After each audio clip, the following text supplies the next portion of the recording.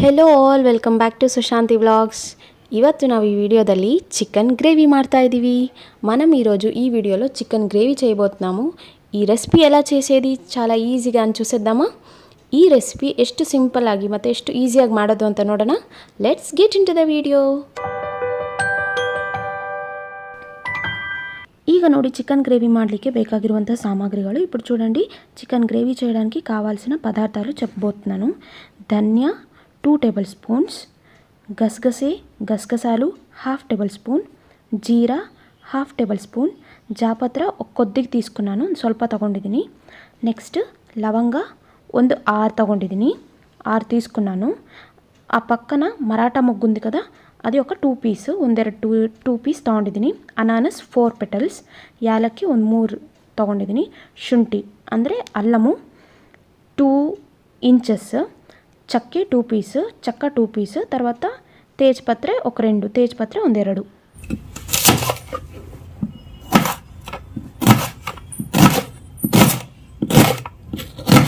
ಉದ್ದ ಕಟ್ ಮಾಡಿ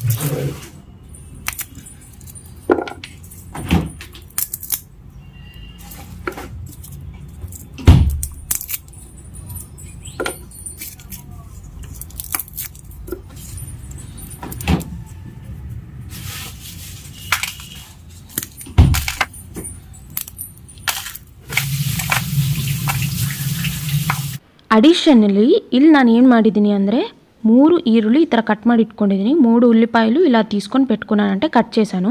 red chilli ಒಂದು 15, రెడ్ చిల్లీ ఒక 15 తీసుకున్నాను. గార్లిక్ 3 గార్లిక్ನ ನಾನು ಈ ಥರ ಸುಳಿದು ಇಟ್ಕೊಂಡಿದ್ದೀನಿ. అంటే 3 గార్లిక్ని ఇలా నేను తీసి విడివిడిగా పెట్టుకున్నాను. ఇప్పుడు మనం వీటన్నిటిని ఆయిల్లో వేసి కొద్దిగా వేపుకోవాలి. ಇವಾಗ ನಾವು ಇವೆಲ್ಲನೂ ಆಯಿಲಲ್ಲಿ ಹಾಕಿ ಸ್ವಲ್ಪ ರೋಸ್ಟ್ ಮಾಡ್ಕೊಳ್ಳೋಣ. ನಡೀರಿ. ಇಲ್ಲಿ ನಾನು 3 ಸ್ಪೂನ್ ಅಷ್ಟು ಆಯಿಲ್ ಹಾಕ್ಕೊಂಡಿದ್ದೀನಿ. ಈ ಕಡೆ నేను 3 ಟೇಬಲ್ ಸ್ಪೂನ್ ಅಂತ ಆಯಿಲ್ వేసుకున్నాను.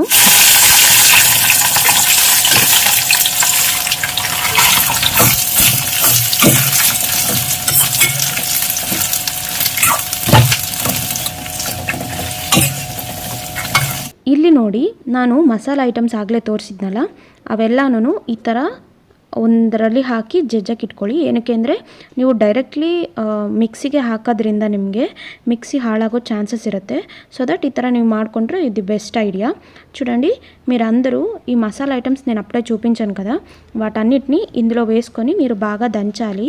ఒకవేళ మీరు ఇలా కాకుండా మిక్సీలో వేశారనుకోండి, ఇవి ఎలాగో డ్రైగా ఉంటాయి కాబట్టి మీ మిక్సీలో ఉండే బ్లేడ్స్ పోయే ఛాన్సెస్ ఉంటాయి.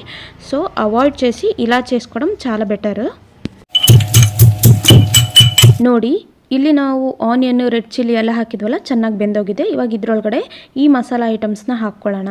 ఇప్పుడు చూడండి, మన ఆనియన్స్ తర్వాత రెడ్ చిల్లీ అంతా బాగా వేగిపోయింది కదా, ఇందులోకి మనం ఇప్పుడు మసాలా ఐటమ్స్ వేసేసుకోవాలి. దీంతో పాటు మేము సన్నగా కట్ చేసుకున్న ಕೋಕೋನಟ್ ಪೀಸಸ್ ಕೂಡ ಆ್ಯಡ್ చేయాలి. ಕೋಕೋನಟ್ ಪೀಸ್ ಕೂಡ ಈ ಥರ ಚಿಕ್ಕದಾಗಿ ಕಟ್ ಮಾಡ್ಕೊಂಡಿರೋ ಅದು ಆ್ಯಡ್ ಮಾಡಿ, ಇದ್ರ ಜೊತೆಗೆ ಈಗ ಜಜ್ಜಿದ್ವಲ್ಲ ಅದನ್ನು ಹಾಕಿ ದಂಚಿನವು ಕೂಡ ఇప్పుడు వేసుకోవాలి. ನೋಡಿ, ನೀವು ಈ ಮಸಾಲಾ ಐಟಮ್ಸ್ ಹಾಕಿದ್ಮೇಲೆ ಜಾಸ್ತಿ ಹೊತ್ತು ರೋಸ್ಟ್ ಮಾಡೋ ಅವಶ್ಯಕತೆ ಇಲ್ಲ, ಒಂದು 5 మినిట్స్ ఇట్రే సాకు.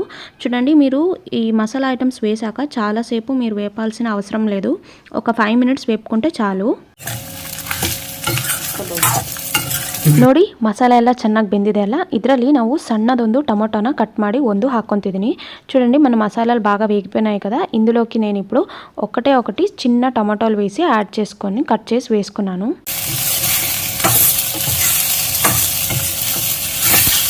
ನೋಡಿ, ಈಗ ಸ್ಟವ್ ಆಫ್ ಮಾಡಿಬಿಟ್ಟು ಇದನ್ನು ತಣ್ಣಗಾಗಕ್ಕೆ ಬಿಡಬೇಕು. ఆఫ్టర్ 15 మినిట్స్ ನೀವು మిక్సీకి ಹಾಕಿ పేస్ట్ ಮಾಡ್ಕೊಳ್ಳಿ.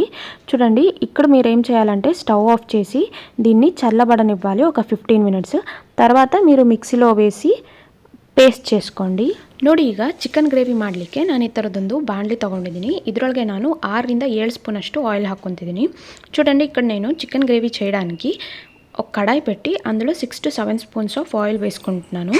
ಈಗ ನಾವೇನು ಮಾಡಬೇಕಪ್ಪ ಅಂದರೆ ಒನ್ಸ್ ಆಯಿಲ್ ಹೀಟ್ ಆದಮೇಲೆ ನಾವು చికెನ್ನ 2 ಟೈಮ್ಸ್ క్లీనాಗಿ వాష్ ಮಾಡಿದ್ದೀವಲ್ಲ ಅದನ್ನು ಇದರಲ್ಲಿ యాడ్ ಮಾಡ್ತಾ ಹೋಗಬೇಕು.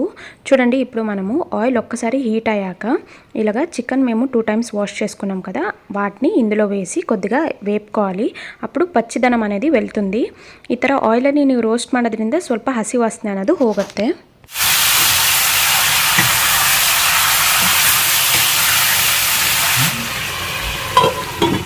ನೋಡಿ ಇಲ್ಲಿ చికెన్ ಯಾವ ಥರ ಬೇಯ್ತಾ ಇದೆ ಅಂತ. చూడండి ఇక్కడ చికెన్ ఎలా ఉడుకుతుంది అనేది. ఇప్పుడు నేను మూత తీయబోతున్నాను. ಈಗ ನಾನು ಮುಚ್ಚಳ ತೆಗಿತಾ ಇದ್ದೀನಿ. ನೋಡಿ ನಾವು ಆಯಿಲಲ್ಲಿ ಚಿಕನ್ನ ಹಾಕಿ ಬೇಯಿಸ್ತಿದ್ರೆ ಆಯಿಲ್ ಅಂದರೆ చికెన్ನಿಂದ ಬಂದಿದ್ದು వాటర్ ಎಷ್ಟು ಇದೆ ನೋಡಿ. అంటే నేను ఆయిల్లో వేపాను కదండి చికెన్, కానీ చికెన్ నుంచి వచ్చిన వాటర్ ఎంత ఉందో చూడండి. సో ఇలా అయ్యిందంటే ఇప్పుడు మనం ఇందులోకి ಈಗ ಈ ಥರದಾದಮೇಲೆ ನಾನು ಇದರೊಳಗಡೆ ಏನು ಮಾಡ್ತೀನಪ್ಪ ಅಂದರೆ ಒಂದು 1/4 ಟೇಬಲ್ ಸ್ಪೂನ್ ಅಷ್ಟು ಅರಿಶಿನ ಪೌಡರ್ ಹಾಕ್ಕೊತೀನಿ. ఇందులోకి ఇప్పుడు నేను ఒక 1/2 టేబుల్ స్పూన్ అంత పసుపు వేసుకుంటున్నాను. ಈಗ నెక్స్ట్ ನಾವು ಇದರಲ್ಲಿ ಒಂದು 5 టేబుల్ స్పూన్‌నಷ್ಟು ಖಾರ పౌడర్ ಹಾಕೋಬೇಕು. మనం ఇప్పుడు ఇందులో నెక్స్ట్ ఒక 5 టేబుల్ స్పూన్ అంత కారం వేసుకోవాలి. నాకు కొద్దిగా కారం ఎక్కువ ಇಷ್ಟಂ కాబట్టి మనం కొద్దిగా ಖಾರ ఎక్కువ వేసుకుంటాము. ನಾವು ಸ್ವಲ್ಪ ಖಾರ ತುಂಬ ಪ್ರಿಫರ್ ಮಾಡ್ತೀವಲ್ಲ, ಸೊ ಹಾಗಾಗಿ ನಾವು ಒಂದು 5 ಟೇಬಲ್ ಸ್ಪೂನ್ ಅಷ್ಟು ಖಾರ ಹಾಕೊಂಡಿದ್ದೀವಿ. ಈಗ ಇದರಲ್ಲಿ ನಾವು ಒಂದು 3 టేబుల్ స్పూన్ అಷ್ಟು ఉప్పు ಹಾಕ್ಕೊಂತಿದ್ದೀವಿ. ఇప్పుడు మనం ఇందులోకి 3 టేబుల్ స్పూన్ అంత ఉప్పు వేసుకుంటున్నాము. ఇవన్నీ మీరు వేసిన తర్వాత బాగా అటు ఇటు కలుపుకోండి. ನೀವು ಇಷ್ಟೆಲ್ಲ ಉಪ್ಪು ಖಾರ ಅರಿಶಿನ ಎಲ್ಲ ಹಾಕಿದ್ರಲ್ಲ, ಈಗ ಚೆನ್ನಾಗಿ ಒಂದು ಟೈಮು ನೀಟಾಗಿ ಕಲಿಸ್ಕೊಳ್ಳಿ.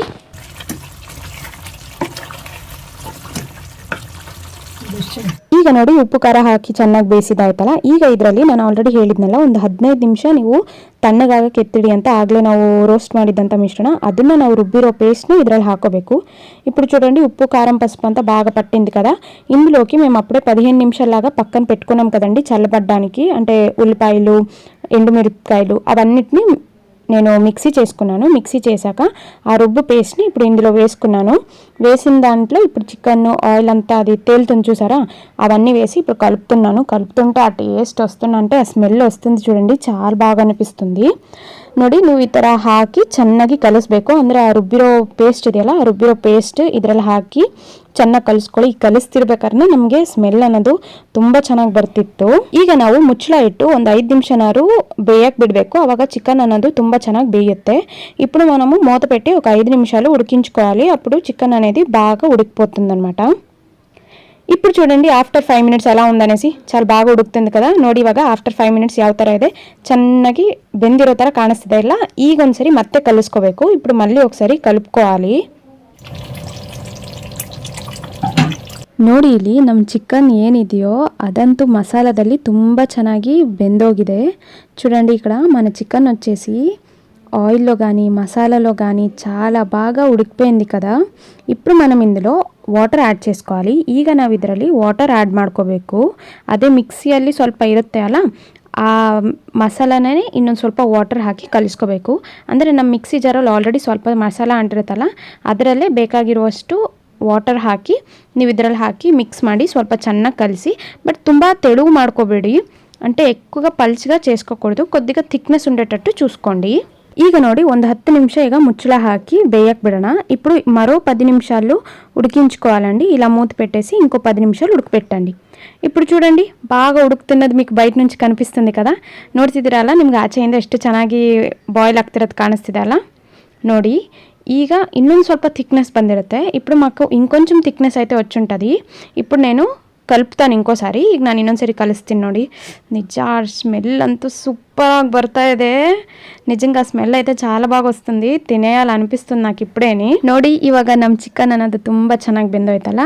ಫಿನಿಶಿಂಗ್ ಟಚ್ ಆಗಿ ಈಗ ನಾವು ಒಂದ್ಸರಿ ಕೊತ್ತಂಬರಿ ಸೊಪ್ಪನ್ನ ಈ ಥರ కైಯಲ್ಲಿ పీస్ ಮಾಡಿ ಹಾಕ್ಕೊಳ್ಳಿ.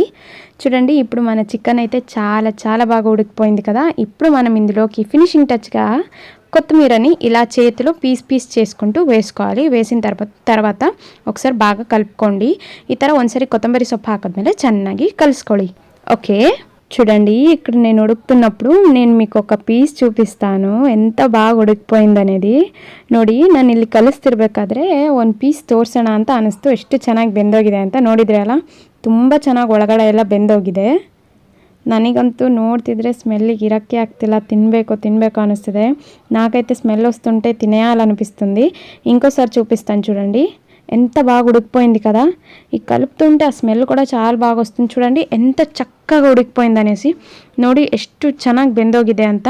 ಆ್ಯಕ್ಚುಲಿ ಹೇಳಬೇಕಂದ್ರೆ ನೀವು ಈ ಸಾಂಬಾರು ಮಾಡಿದಾಗ ಅಂದರೆ ಈ ಗ್ರೇವಿ ಮಾಡ್ಕೊಂಡಾಗ ಇಷ್ಟು ಥಿಕ್ನೆಸ್ ಅನ್ನೋದನ್ನ ಮೇಂಟೈನ್ ಮಾಡಿ. అంటే మీరు ఎప్పుడైనా చికెన్ గ్రేవీ కానీ మటన్ గ్రేవీ కానీ చేసినప్పుడు పల్చగా ఎక్కువ వాటర్ వేసినట్టు చేసుకోకండి. ఇలాగ థిక్నెస్గా ఉంటే చాలా చాలా బాగుంటుంది. ಅಂದರೆ ನೀವು ಚಿಕನ್ ಗ್ರೇವಿ ಯಾವಾಗಲಾರು ಮಾಡಿದಾಗ ವಾಟರ್ ಜಾಸ್ತಿ ಹಾಕಿಬಿಟ್ಟು ಚಿಕನ್ ಕಾಣದೇ ಇರೋ ಥರ ಎಲ್ಲ ಮಾಡಬೇಡಿ. ನಮಗೆ ಗ್ರೇವಿ ಅನ್ನೋದು ತುಂಬ ఇంపార్టెంట్. ಎಷ್ಟು థిక్నెస్ ಆಗಿರುತ್ತೋ ఆ గ్రేవీ అಷ್ಟು ಚೆನ್ನಾಗಿರುತ್ತೆ తినಲಿಕ್ಕೆ. చూసారు కదా, మీకు ఈ వీడియో నచ్చిందా? మీకు ఈ వీడియో నచ్చినట్లయితే లైక్, షేర్, సబ్స్క్రైబ్ చేయండి. అలాగే మీ ఫ్రెండ్స్ అండ్ ఫ్యామిలీ మెంబర్స్తో కూడా షేರ್ చేయండి. ಐ ಹೋಪ್ ನಿಮ್ಮೆಲ್ಲರಿಗೂ ಈ ವಿಡಿಯೋ ತುಂಬ ಇಷ್ಟ ಆಯಿತು ಅಂತ ಅನ್ಕೋತೀನಿ. ನಿಮಗೆ ಈ ವಿಡಿಯೋ ಇಷ್ಟ ಆದರೆ ಲೈಕ್, ಶೇರ್, ಸಬ್ಸ್ಕ್ರೈಬ್ ಮಾಡಿ. ಹಾಗೆ ನಿಮ್ಮ ಫ್ರೆಂಡ್ಸ್ ಮತ್ತು ಫ್ಯಾಮಿಲಿ ಮೆಂಬರ್ಸ್ಗೂ ಸಹ ఈ వీడియోವನ್ನು షేర్ ಮಾಡಿ. ఓకే, మತ್ತొంದು అಷ್ಟು వీడియో జೊತೆ ನಿಮ್ಮ ముందే ಬರ್ತೀವಿ. Until then bye.